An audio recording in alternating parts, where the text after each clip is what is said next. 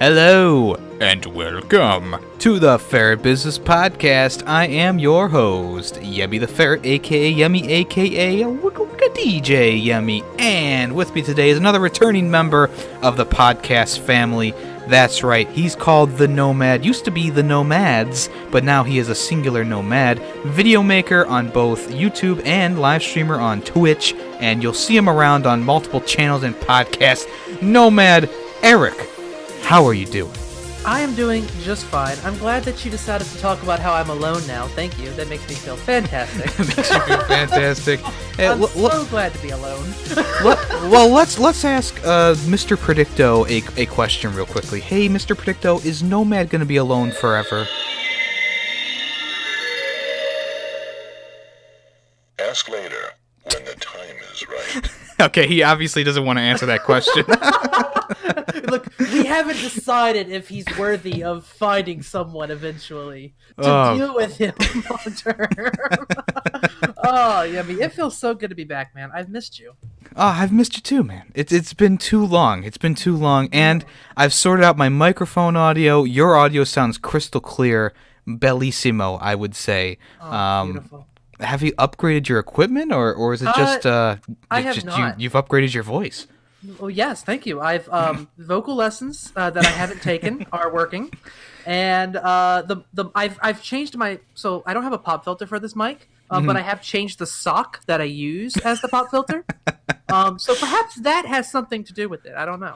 Is it a wool sock or cotton? No, it's actually a thinner sock. I don't know what it is. Thinner. Oh my goodness. That's why. Yeah, it's still knocking out the, but it also magnifies my voice. I don't know. It's weird. It works. Whatever works. You know, I remember back when I had my first band, we were recording our songs, and we, instead of having an official pop filter like I have or a sock like you have, we had pantyhose on a metal hanger, and we attached it to the microphone, and I wouldn't say it worked, but you know, like a premature boomstick. Yeah, it was interesting, to say the least. Luckily, I didn't have to use it because I was on drums, but the two people who sang in the band had to share a pantyhose, which sounds a little strange now as I say it, but hey. Yes. So when they sing, they each have one leg in each pantyhose. Yeah. It's like they have their shoelaces tied the entire time. You can't go but more than 3 feet away. Yeah, don't trip. We were a metal band, so like they would do crab walks and stuff like that. If they were both totally wearing pantyhose, I mean that would probably spell disaster. they both crowd surf at the same time, but you can't separate. Coordination. Well, the one person could stay on stage and bungee the other guy back when he gets too far out. Perfect. And you know what? What you do is you set him up to like oh god, I don't know if you've ever been to like a Halloween event at like a theme park, but King's Dominion does one for Halloween Haunt, and they always have in some of the mazes these bungee cord like things where people can jump out and it catches them back, but they have something that can push them out. So what you need to do is your bandmate needed to have one of those. So it just pushed him out. And then the pantyhose would just fling him back, just like one of them Halloween objects. I have never heard of that. Really? Yeah, it's terrifying. Especially when they put a strobe light right behind him. So when you're looking at it, it looks like 4-dimensional and trippy. Oh, it's amazing. Yeah, I live near I'm like an hour away from a place called Cedar Point. It's America's roller coaster, Nomad. Yes. See, King's Dominion is owned by the same people. Oh, are they? Okay. Kind of like King's Island, King's Dominion. Yep. They're all owned by Cedar Fair. All right, I'm learning new things today. But they should totally implement that at the Cedar Point, because at Cedar Point, like literally the only place that is like kind of scary. I mean, they have the fun houses, not fun houses, the horror houses set up, and yeah, they're kind of scary. But there's these dudes who have rollerblades on their forearms and on their like legs. Yep. And they roll up and then they spook you real quick, and then they go back down. And the thing that's stupid to me, I don't know if it's stupid to you, but there's these new don't scare things that people can wear around their necks. And if you're walking in a group of people or around people who have them, you won't get scared because these people have the stupid glowing "don't scare me" thing. And it's like, come on, the whole point of this thing is to scare you. We came to a horror attraction, but we don't want to be scared. Please take it easy on me. Hello. Well, luckily they can't go into the haunted houses. It's only for like the open walk area. That would be fantastic. Turn the lights on, please. I'm coming through. Thank I'm you. coming through. The hayride, no, just all the lights on in the tractor. Everyone comes out and shakes my hand. God, get on the hayride, sir. Can you give me the chainsaw with the actual chain? Thank you. Let's go ahead and take care of this problem really quick. Yeah.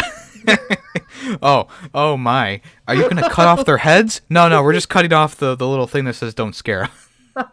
I'm a surgeon at my day job. I can make sure this works. Prove it. Whoops! There goes an arm. Well, I didn't say I was a good surgeon. I've played depth a lot of times. Okay. I know precision. I am top tier of surgeon simulator. Okay. The entrance exam to get into surgeon school is to play Getting Over It. Can you pass the test? Don't even mention that fucking game to me, man. Oh my god. I recorded that video. So for those of you who don't know, as I was recording this, I uploaded a video yesterday for Getting Over It. I recorded that video at the end of January, or like beginning of February. Oh, and really? I was going to upload it, and then that's when I kind of like I fell apart mentally, and I was down. I was like, I didn't do anything for like a month and a half, and I finally was like, okay, you know what? I feel better. I'm doing better. I want to come back stronger than ever for both Twitch and YouTube. And I was like, what video can I do to sort of like pole vault me back into it? And my buddy Mike was like, well, didn't you film that video for me? That Getting Over It video I wanted you to film? And I was like, damn it. Yeah, I did. I guess I did that, monster. And I uploaded it, and I found the secret to YouTube, Yemmy. Uh-oh. Just take a month and a half off between uploads. There's a lot of people who are figuring that out too. Player 2 took off 6 months. Vex Exist took off like 4. I'm telling you right now, man, just take a month off and then upload 4 or 5 videos, then say screw it for a month, and come back and bulk upload, and it's a perfect growth strategy. I was losing subscribers before I uploaded that video, and I'm now gained 2 subscribers since February. And I had lost like 5. I gained 7 subscribers after that one video, and I was like, all right, cool. This is my strategy now. That's awesome. This is my new strategy. That's the new strategy. So how long is the next break going to be then? Well, so I'm coming back full force now. I've got videos planned for all this week, and then what I'm going to be doing, because I do Twitch streams, I'm getting back into that. So a lot of my uploads, because of work, I'm pretty much going to have to record videos or plan streams for the week. And if I do streams, then my uploads are just going to be stream highlights a lot of times, especially with the multiplayer games I play. So it works out. So hopefully, if I can keep this strategy going, I won't have any more long breaks between uploads. Hopefully. No plan I've ever come up with has ever worked. So who knows? Have you ever tried doing daily uploads? Because I think that's one thing that kills a lot of small YouTubers. No, I can barely do 3 uploads a week. I don't think I can edit 7 or 5. Right. Yeah, same here. I like my edited videos are like once every month, and like there'll be live streams I did like months ago. Yeah, it'd be like, Yemmy, I watched you do this 2 years ago. What happened, man? You don't even sound the same anymore. This was pre-audio, Yemmy. You don't sound the same, let alone smell the same. Jesus Christ. This was metal band, Yemmy. I can hear your bandmates in the back. Oh, you don't want to hear those guys. Oh man, they were good friends of mine. Unfortunately, the lead guitarist passed away from an overdose. But they were great friends of mine back then, and we would do the stupidest shit. Like, we filmed this whole thing where we went to a park, there was a giant hill, and this guy in an alien costume came up and pushed us all down the hill, and then he Nazi saluted. Like, that's the kind of things that we were doing at the time, because we were just kids, and it was funny. Did you have any friends like that in high school, or now? I should say? So, I have reconnected with some of my high school friends lately, and my high school was very diverse, in a sense. It's middle of the country, and but it had a lot of different people in it. You had the rednecks, you had your, you had all the different type of people. You have your drama geeks, your nerds. But there was one group of people that didn't really evolve until after high school, and that is the wooks. The what? I don't know if you know what a wook is. Yeah, I don't know what a wook is. They do a lot of drugs. Oh, okay. And they go to the festivals and they get tweaked out of their heads. I don't hang out with them like during that scene, but I do know a couple of them because they're decent people outside of the random text messages I get at 3 a.m. because they don't know who they are anymore. But I talked to some of them, and I told a friend of mine, I was like, all right, look, man, I'm in Richmond, Virginia. I know you got the thing going on, but I want you to be safe, so I'll be your DD. I'll be your driver. Worst mistake of my entire life, dude. Oh my God. Just the stuff they would say. I mean, putting half their bodies out of the window. I'm like, can y'all please stop? There's cops everywhere in Richmond. Yeah, don't really. do this. Just get back in the car. Stop it. Some dude lost his, I don't know what happened. I dropped him off at his house. I looked in my back seat, and his pants are in my back seat. I didn't pay any attention to him. I just made sure he got to, it was just.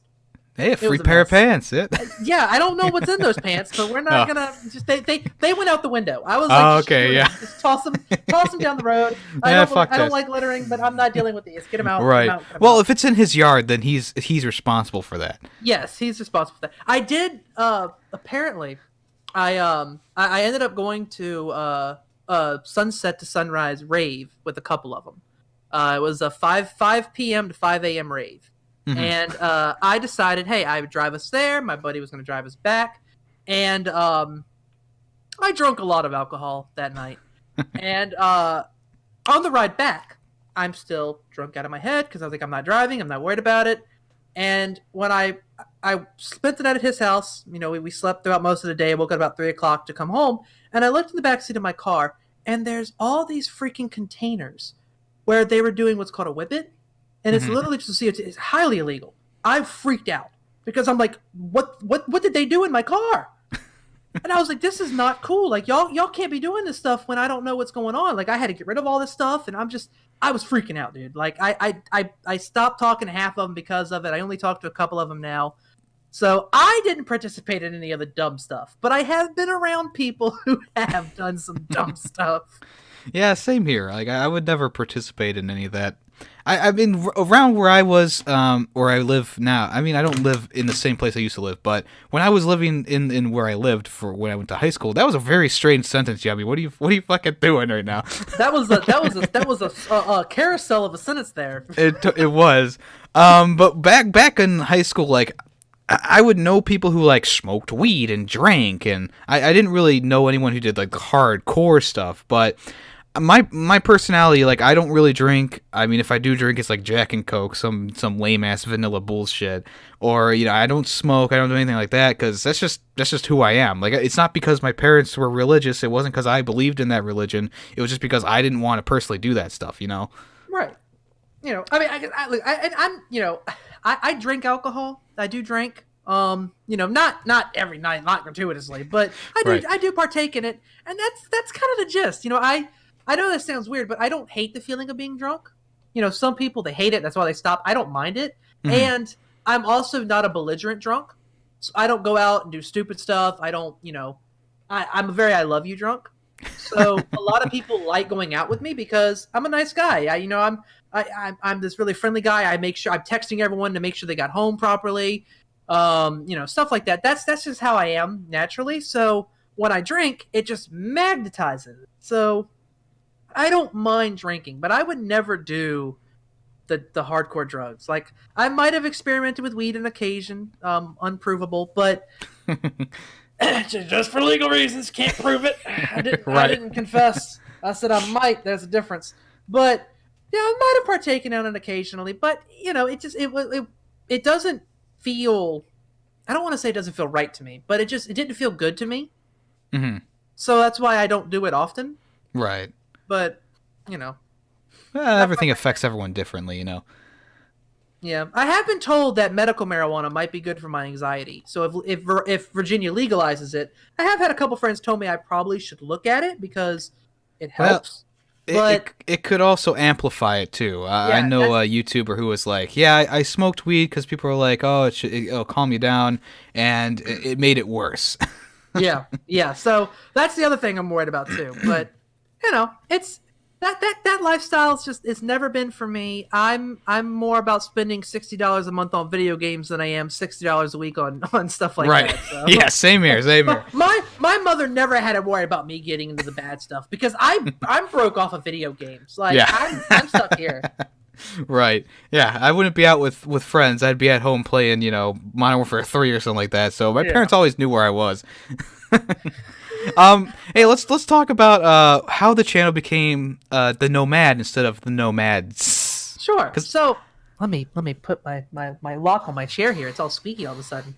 So I hate this chair. I need a new gaming chair. I have this stupid basic computer chair, and I've had it for like 10 years now since I was in college, and it squeaks whenever I so much as shift my leg. It sucks.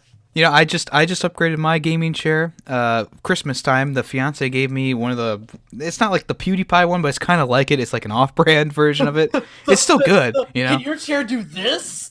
It can, and I'm morbidly afraid of doing it because I know that I'll flip all the way back, I'll snap my neck, and then I'll be in my chair forever, and I won't be able to talk. I'll just be like,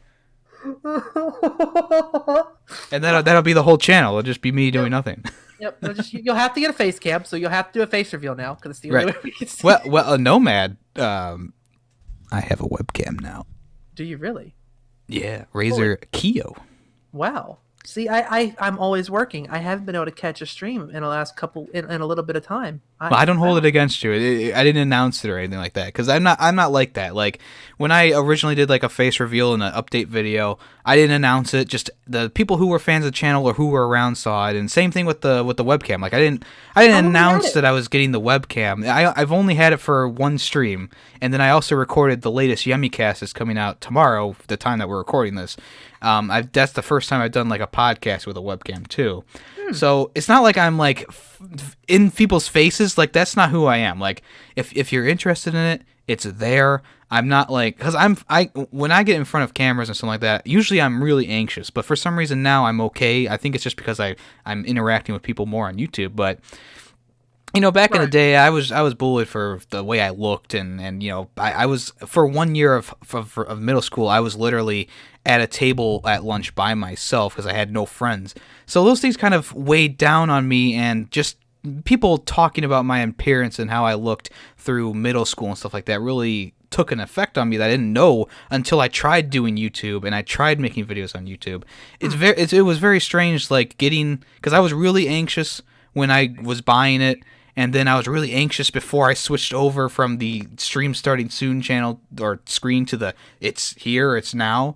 But now it's like I'm okay. I don't know what happened. Maybe it's just being chill with the people who are interacting with me. I don't know. I have no clue. You've also got you have a pretty regular audience, I think. So I think when you have a similar audience, obviously you get new people hopefully every time, but the main core of your audience is pretty much the same. And since you interact with them so much, I mean, it's like showing your friends your face, really. Yeah. That's why for me, I don't use a webcam for a lot of my videos when they're multiplayer. Just because if I do a multiplayer game, the game is what it's about. The game is what that video is on. Obviously, our commentary is based around the game, but I want our commentary to be the entertainment value or the comedy value, not so much my face in the corner while we're all talking. There's other games that I will put my face on, and I have been asked by people to add a face cam, sort of like Minilad. I don't know if you watch Minilad or not. He's a bigger YouTuber, but he has a face cam for all of his videos because his audience wanted him to. Same thing for Big Jiggly Panda, who plays with him as well. But other players that play with him, like Wildcat and basically I Do Work and stuff like that, they don't use a webcam for anything for the same reason. They want that video, the commentary between friends is the main entertainment. So I kind of balance between the two of those out. So I don't know. It's really interesting. It's really interesting to think about.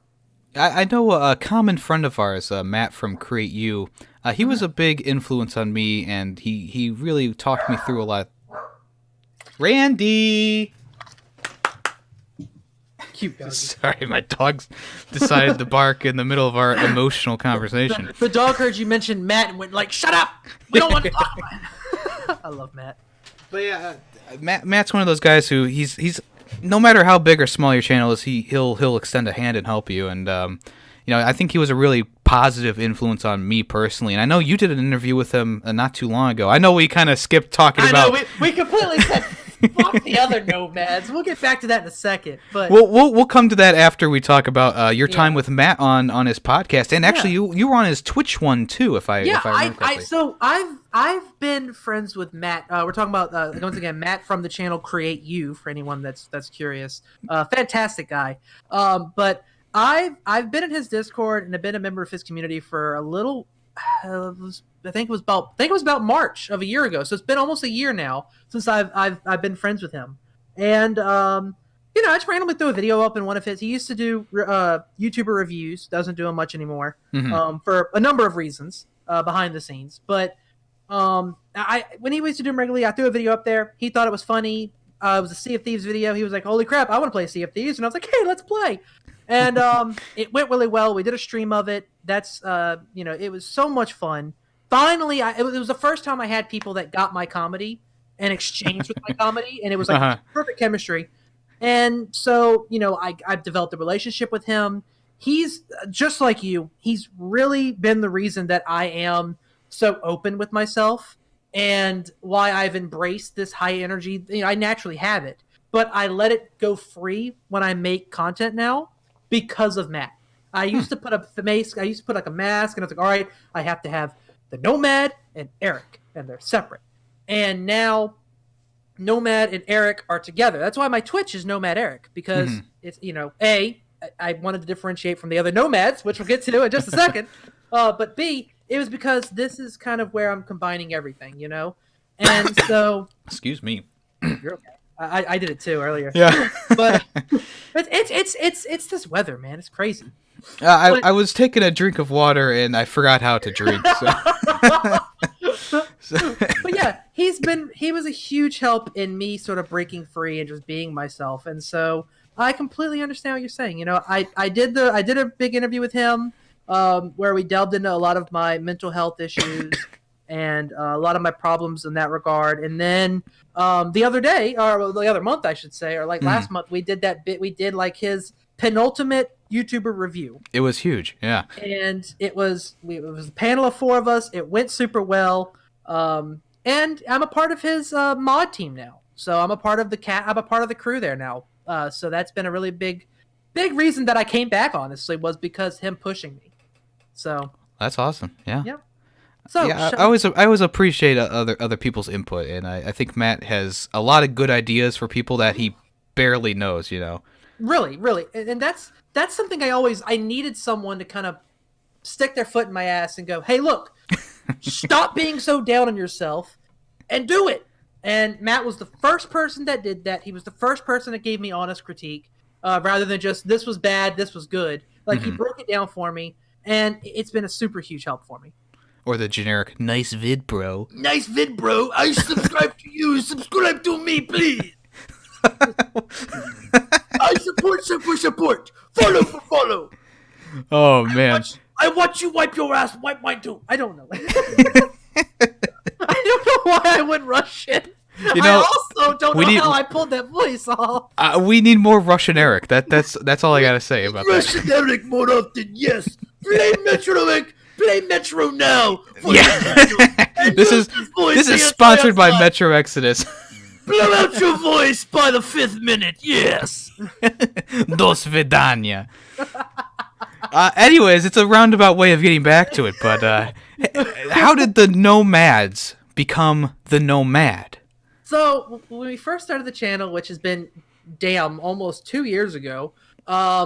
It was originally, I had a bunch of ideas. I had a lot of friends that were, theater heads and entertainers like myself, or wanted to be. And we all got this idea of, hey, we all have all these good ideas. My friend Jessie was a writer. She has a novel that she's trying to get published now. She did all this cool stuff. And 1 second, that Russian accent made me really thirsty. Hang on. Understandable. Yeah, that hurt. That was a bad idea. So, all right, no more Russian Eric. Or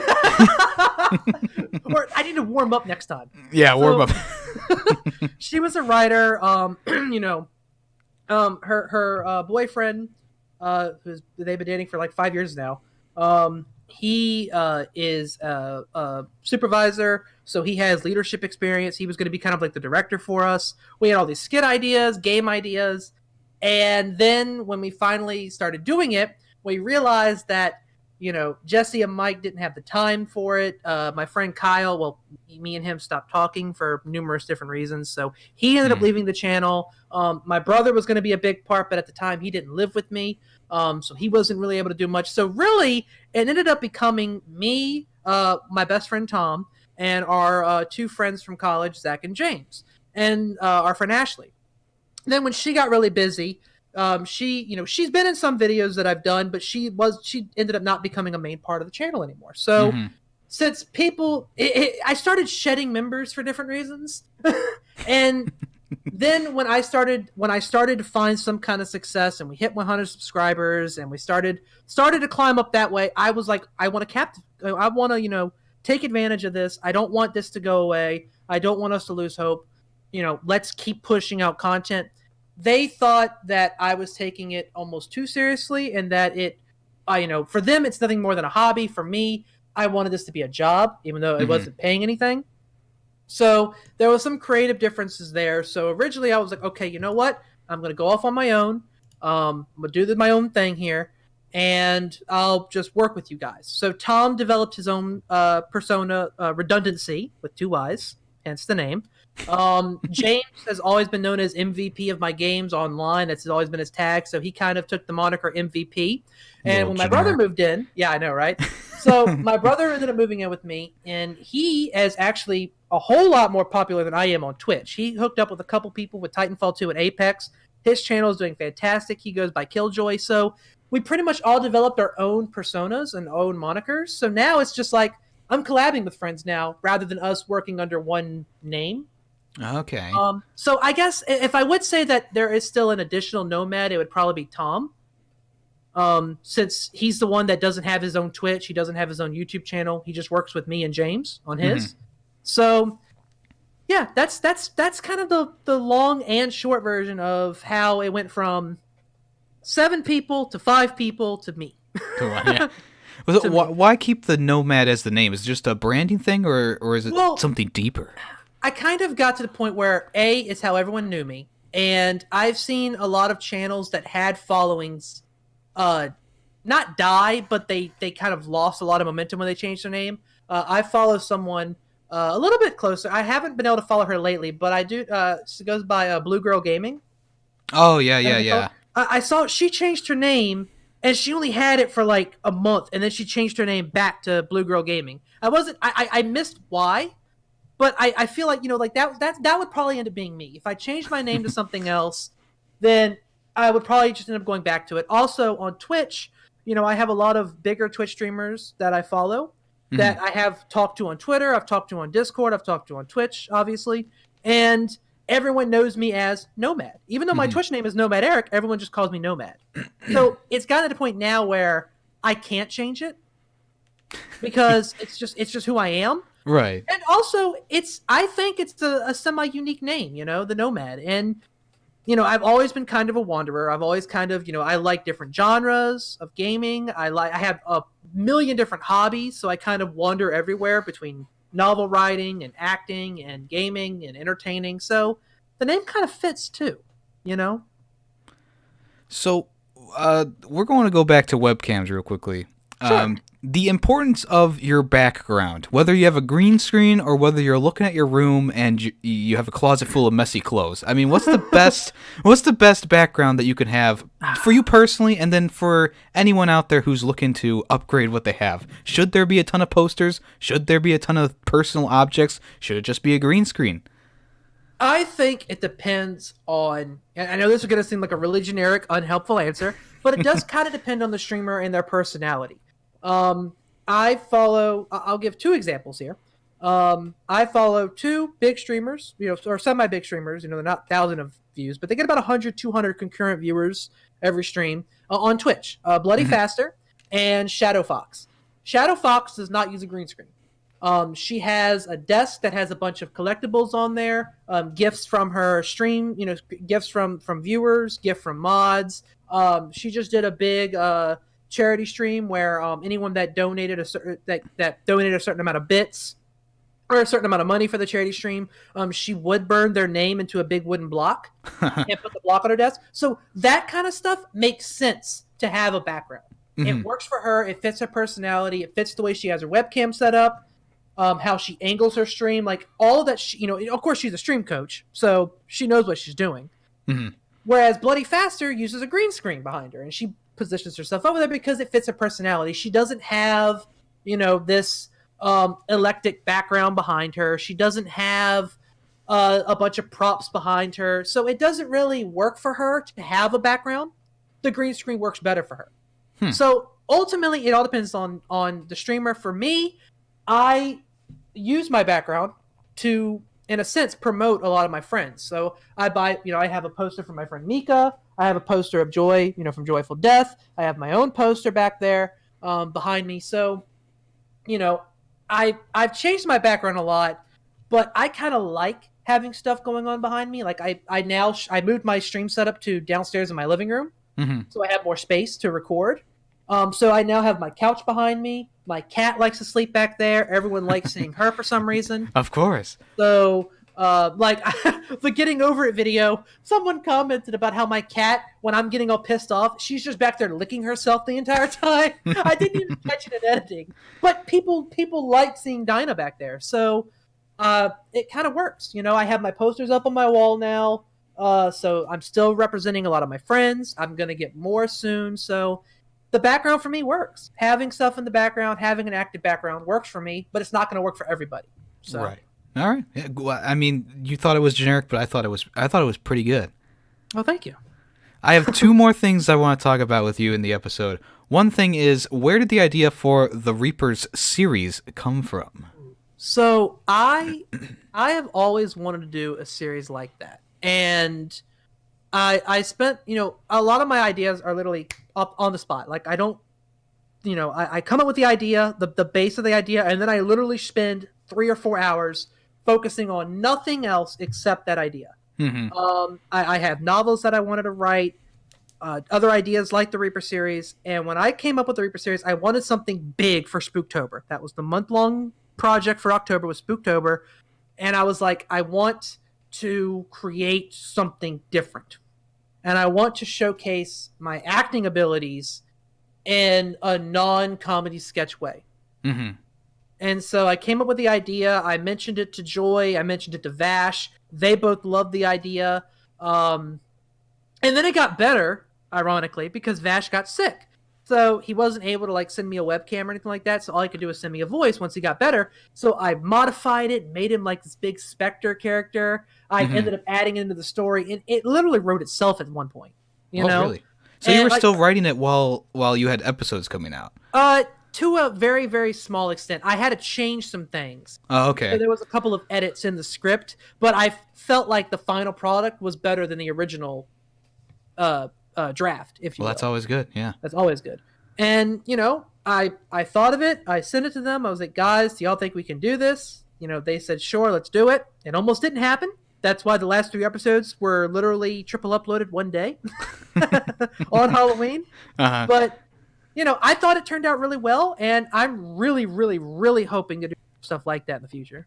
Yeah, it's very unique, and I loved it personally. It definitely has a nice story to it, and I like how everyone kind of has their own style of how they're presenting the lines and how they look on camera. And even Vash's thing was very interesting to just have him be this spectral presence, like you said. It was obviously a very big project. How long did it take you to come up with that idea and get it implemented for the first episode? So I was planning it through most of September. Well, a little bit in August is when I came up with the idea that I wanted to do it, and then I sat down and I started writing the script beginning of September. And I knew how I originally wanted it to go was every Friday, or no, every Monday, I was going to have an episode of the Reaper series uploaded, and then the last week of October, Monday was the 28th or the 29th, and then Wednesday was Halloween. So since I uploaded Monday, Wednesday, Friday, it worked perfectly. That fourth Monday would be episode 4, and then 2 days later, bam, the final episode is there. Mm-hmm. And how those two worked, it was better not to have a break between them. So that was my original plan. So I knew I had to get episodes 1 and 2 done before September ended. So I literally spent most of September. I didn't upload much in September because I spent most of my time writing, coming up with the ideas and figuring out what is this going to work? Is that going to work? Are they going to be able to get this line to me in time? So all of this type of stuff was what I had to go into because I wasn't just working with myself. Right, yeah. And then, of course, I knew with my job, I didn't have a whole lot of time to film my own scenes. So I had to make sure I had most of it done before October. Otherwise, I'm not going to get to record my stuff, So. Well, hey, last thing for today, Nomad, do you have a question for Mr. Predicto? He'll answer any yes or no question for you. Oh, Lord. Let's see here. Mr. Predictor, do you think, and I'm asking this because I'm drinking one right now, do you think Mountain Dew Baja Blast should be bottled permanently? Ooh, good question.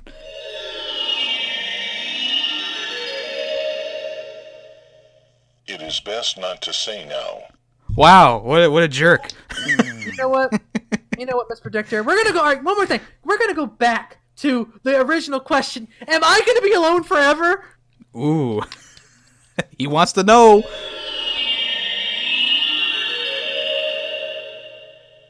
Highly doubtful. He said it like an asshole, but I mean that was good for you though. That's all I needed, man. That's all I needed. I'm gonna go out right now because there's still time left on my day off. I'm gonna put on my best damn suit, and I'm not gonna be alone tonight, Yemmy. You have a fantastic night. Well, hey, Nomad, thank you for coming on the channel, on the podcast. It's been a pleasure having you on, of course. He's the Nomad on YouTube. He's Eric Nomad on Twitch. You can find him on Twitter as well. What's your handle on Twitter? The Nomad Eric. I think I fixed it. I think I took the S off the damn thing. Yeah, my Twitter's been running really slow, so it takes like 5 years to load. I don't know what's going on. Everything else works fine. I don't know. But anyways, you can follow him on Twitter as well. Eric, what new is coming to the channel? What can people expect on Twitch and on YouTube? All right. And tell us about that secret little project you got going on. Yeah. So, for anyone that used to follow my channel a while back, I think, Yemmy, you used to watch it. I used to do a sports podcast and a gaming podcast. The Team Betrayed Sports Podcast, Lootbox Gaming Podcast. I am bringing both of those back. We're going to be live streaming them on Twitch on Sundays. The times are going to change, either 7 p.m. or 10 p.m., depending on if I'm off work or Sunday or not.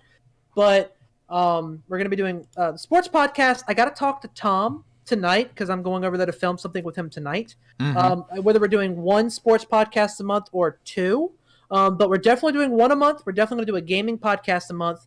And we also might be doing a life podcast, if you will. Oh. Just to sit down and talk, and we'll have like a general topic. I don't know if you watch Good Mythical Morning or not, but Rhett and Link. Yep. Yeah. Ear biscuits. Rhett and Link does ear biscuits, and I kind of want to do a podcast in a similar style as that with me and Tom. So I want to talk. I want to talk to him tonight because me and him always have these philosophical conversations, and I think it'd be really cool to talk about that with him. And maybe have a guest on there on occasion. So that's something I want to talk with him about. They're going to be live streamed on Twitch on Sundays, and then I'm going to have the VOD of that podcast uploaded on the following Friday. So that is my project. We're filming something tonight, so obviously by the time this podcast comes out, we'll have already done this. But with March Madness coming, I'm going over there tonight, and we're going to do a video for YouTube talking about our predictions up for the first weekend. And then Sunday night, our first sports podcast, we're going to be talking about the results of our predictions. So obviously that'll have already happened by the time you guys are seeing this. But if you want to watch those VODs, they'll be available. And, of course, the podcast is going to always be there, so check it out. Yeah, check it out. Hey, how about them Browns, huh? The Avengers are in the NFL.